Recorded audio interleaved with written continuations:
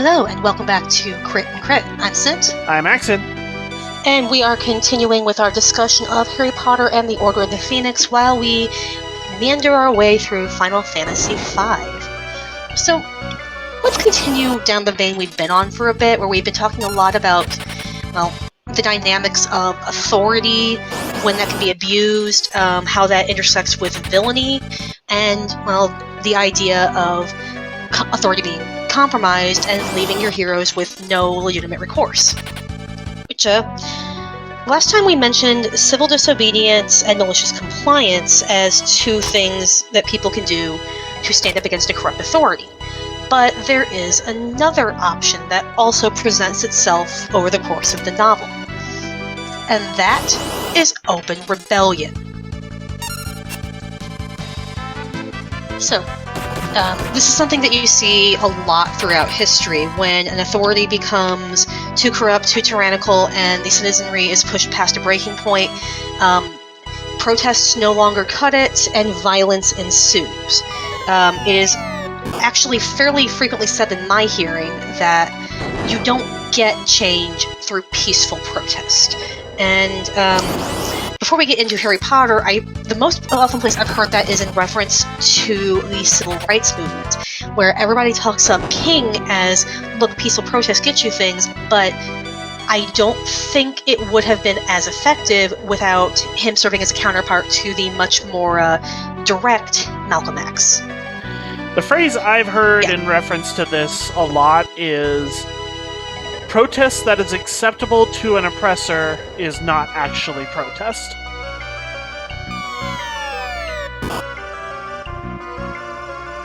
I debate that. It is protest, it is airing grievances, which is, at least in the US for the moment, a protected right under the First Amendment. But, yeah. The point is that if you are limited to expressing your grievances in a way that does not upset the person that you are complaining about, then you're not actually able to express those grievances appropriately or sufficiently to make change.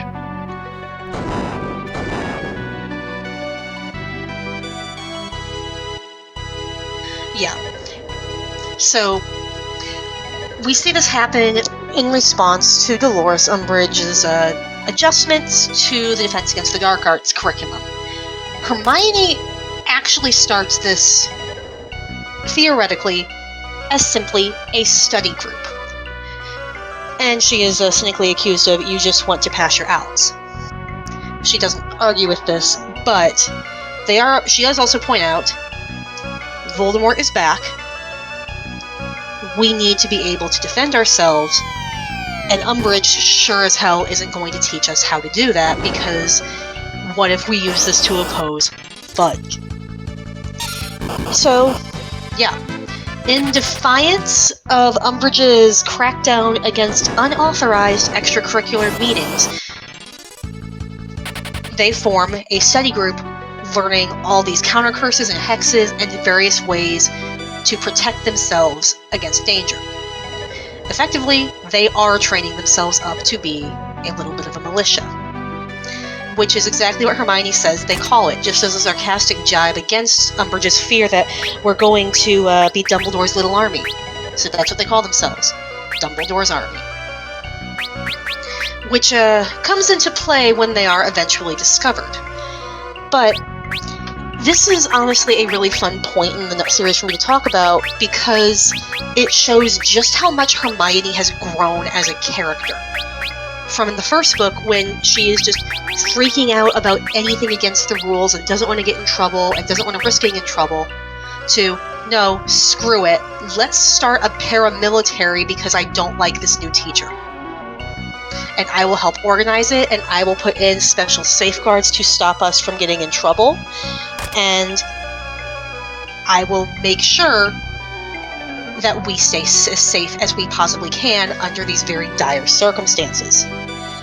Hermione's scary. Hermione is really, really scary.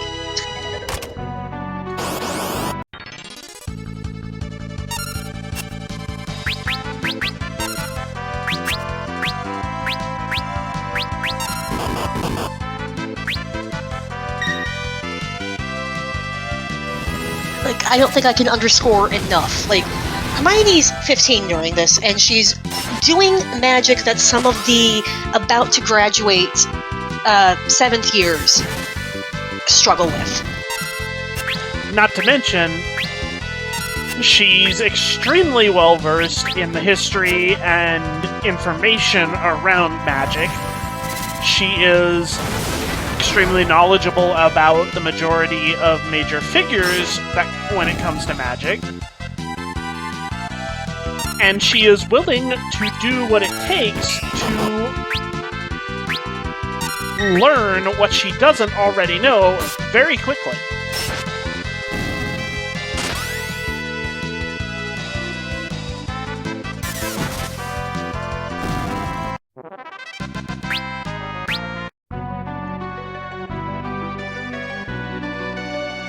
So we have an extremely gifted, extremely intelligent, extremely resourceful, and extremely persistent young woman who is willing to do whatever she deems necessary to take the actions she feels are needed to maintain access to the resources and information that she feels, in my opinion, completely reasonably, are absolutely necessary to the well-being of herself and her fellow students.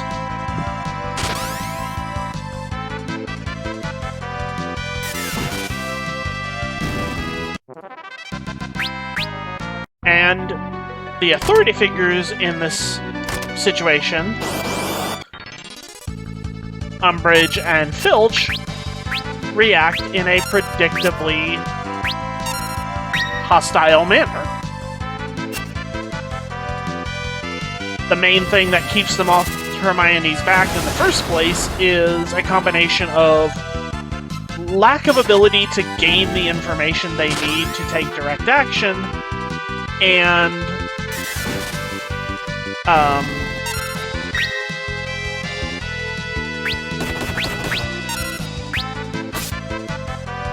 Umbridge focusing her ire and expectation of troublemaking on Harry instead of Hermione. Because Harry is the famous troublemaker.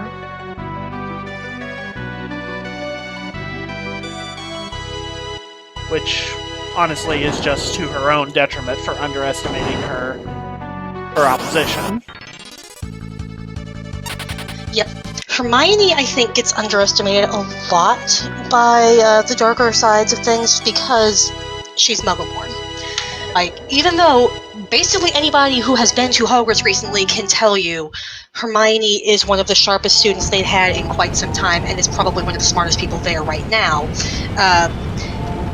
Lucius Malfoy dismisses her, mostly just to scold his own son for getting beaten in various tests by a girl without a drop of wizarding heritage.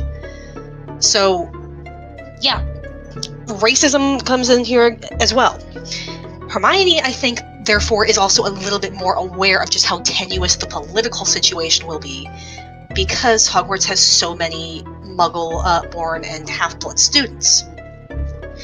So, yeah, they're all going to be in danger if they can't find a way to defend themselves now that the Death Eaters are back. So she takes matters somewhat into her own hands. Recognizing that she herself has a weakness in defense against the dark arts, she asks Harry to be in charge, because he's better at defense against the dark arts than she is, and I think maybe a little cynically also, he's famous and will get people's attention. This gives Harry actually a platform to talk about what happened at the Triwizard Tournament for really the first time. And people do seem willing to take him up on the matter. So he starts off teaching them just some basic things. I have a puppy in the background eating a bone. Just Expelliarmus, just minor little things, which a few people are like, that's not going to do anything. Except he tells them, well, it actually saved my life last year. And they stop arguing. Yep. So, they end up in the Room of Requirement, helped by Dobby, and Abby is also the one who tips them off when they are inevitably infiltrated. Cho's friend Marietta, whose mother worked at the ministry, tries to sell out the group. And that's when everybody finds out that Hermione hexed the paper that everybody signed up on, so that if anyone turned them in, they'd be marked. And Marietta gets these purple boils across her forehead, say sneak, and I don't believe they've actually gone away by the end of the book because nobody could break Hermione's curse. I do think they sent her to Madame Pomfrey at the end of the scene where she was there with all of the other teachers. I think so, but I also remember her being described later. Yeah, I remember her being described later as having to wear a scarf or something because Hermione was just that good at placing it. Yeah. Umbridge couldn't get rid of it, but we also know that Umbridge could do a lot of basic things that once the other teachers decided, okay, it's time to stop screwing around, they took care of it in no time flat. Yep. So that's just... Yeah, Umbridge is not as... Umbridge is, yeah. She is not as competent as she wants people to think she is. Yep. But with more political implication for the story is the fact that since they call themselves Dumbledore's army, Dumbledore is implicated even though he actually had nothing to do with it. And Dumbledore takes the fall for the kids. He pretends the whole thing was his idea, his name's on the paper, they did exactly what I told them to do, and basically takes out an entire run of horrors and escapes. So yeah, because they went behind everybody's back to do this, they've lost Dumbledore on campus. So they've lost a measure of protection while ironically seeking to protect themselves. But I don't think anybody actually holds it against Harry for that. I think most of them are a little bit too angry at being betrayed. It basically spells disaster for Harry and Cho's relationship because Harry does not side with Cho's friend because she sold them all out. And Cho does side with her friend, even though she sold them all out, so that goes real well.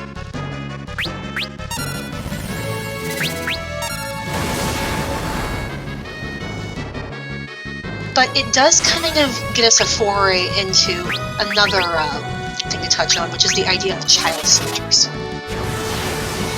Yes, they were just having a study group, but as we know, things are about to get much worse for the place going forward, and they're desperately going to need what they want.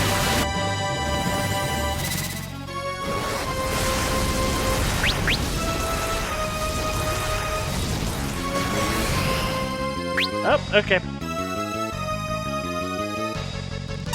What I also found interesting is that over the course of the year before the army disbands, we get special attention devoted to Neville, who has started to come into his own and actually get fairly competent at a lot of these spells, which ties in with plot developments that we've already discussed, but I don't know if we've talked about that in its own episode. I don't remember. I think it might be coming up.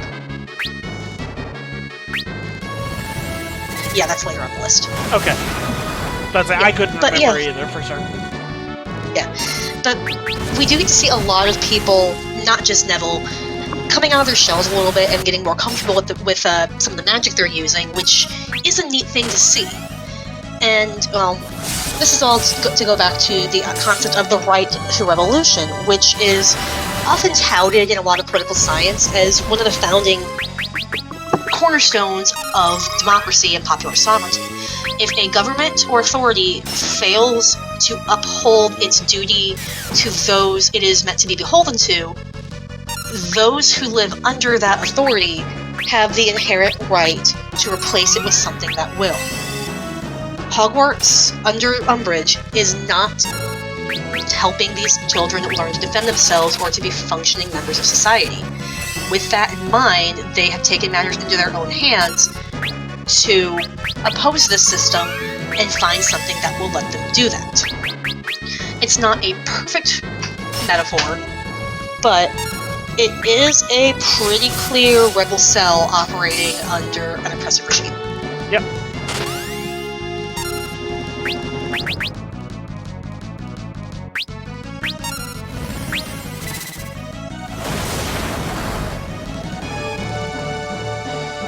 And this is not depicted in any way other than, as far as the storytelling goes, perfectly in line with what should be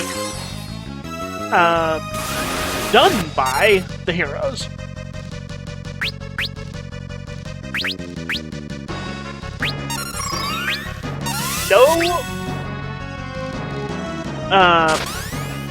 No one but the antagonists is saying this is bad. No one but the antagonists is saying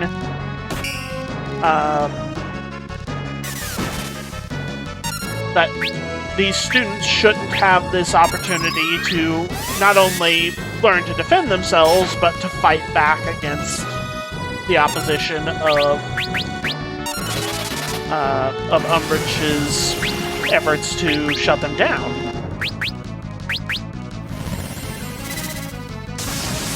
And for Rowling, who is very blatant about her tendencies to use the narrative to determine which characters are doing good and which characters are doing bad, this is a pretty blatant way of saying, no, these kids have the right idea.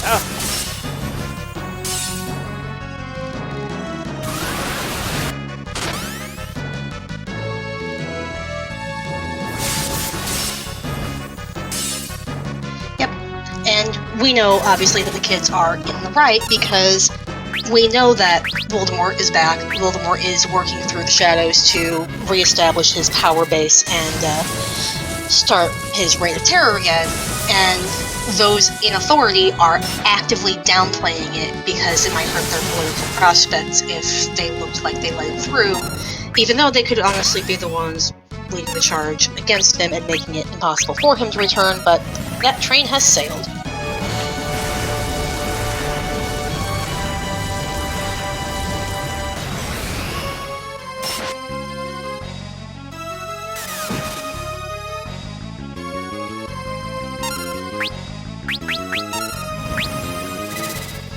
Is it obvious that I don't remember how to beat this boss? I'm kind of used to that. Okay, apparently she just straight up healed by magic at this point.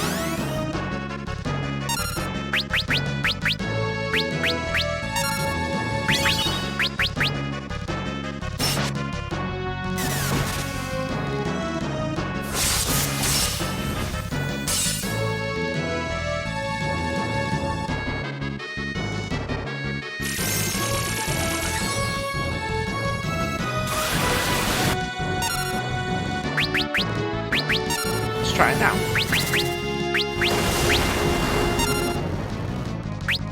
But yeah, I'm not sure what else I can really say on the matter. Sounds like this one's run its course. Alright. We will see y'all next time.